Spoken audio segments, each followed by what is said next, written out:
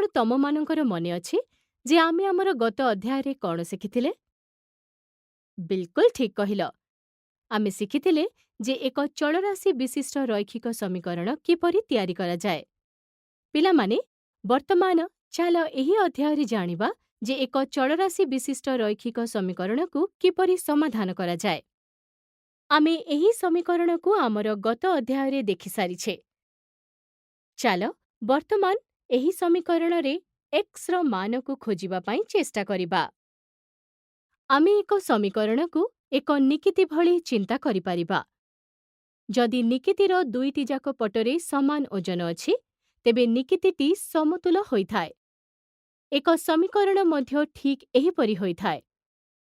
एथिरे बाम पट एवं डाहाण पट परिप्रकाशर मान समान होइथाए। संख्यागुड़िकु ओजन सहित समान बोली चिंता करिबा। आमर काम हेउछि x र एक एपरि मान खोजिबा जहाद्वारा समीकरण को समतुल करिबारे कौनसी प्रभाव पड़िबो नाही। कौन तमे माने कहि पारिबो जे x र मान किपरि बाहर कराजिबो? आमको जेकौनसी प्रकारे बाम पटर सबु संख्या को बाहर करी केवल x को रखिबाको हेबो। आउ एहा करिबा समयरे आमको उभय पक्ष को समतुल करिबा पाई डाहाण पटरु मध्य किछि संख्या को बाहर करिबाको पड़िबो। जदि आमे एहा करिबारे सफलता हासिल करिबा तेबे x र मान डाहाण पटर संख्या सहित समान हेबो।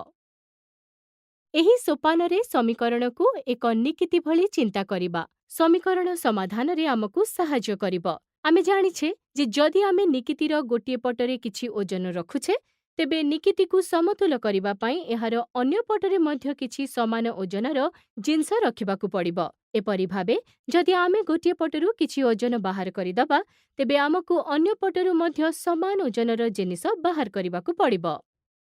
एहीपरि भाबे आमे आमर समीकरण रे चारोटी प्रक्रिया करि पारिबा।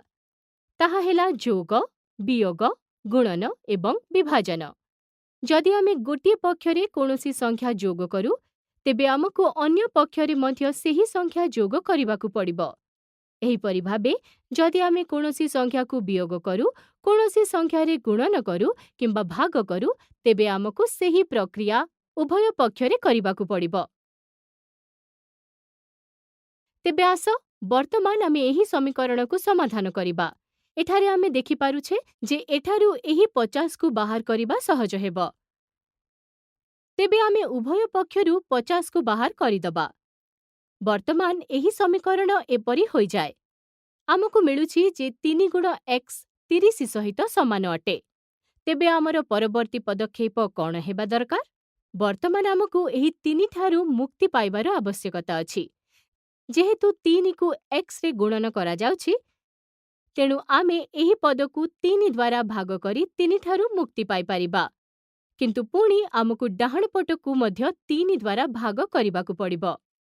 एहीपरि भाबे बाम पटरे 3 सहित 3 कटि जाए एवं डाहाण पटरे 30 को 3 द्वारा भाग करिबा फलरे भागफल 10 मिलुछि। तेबे शेषरे आमको x र मूल्य 10 मिलिथाए। तेबे एही अध्याय आमे एक चलराशि विशिष्ट रैखिक समीकरण को समाधान करिबा शिखिले। आगामी अध्याय रे आमे एहीपरि समीकरण गुडी को किपरि समाधान करिबा एहा भल भाबे बुझिबा पाई आउ किछि उदाहरण देखिबा।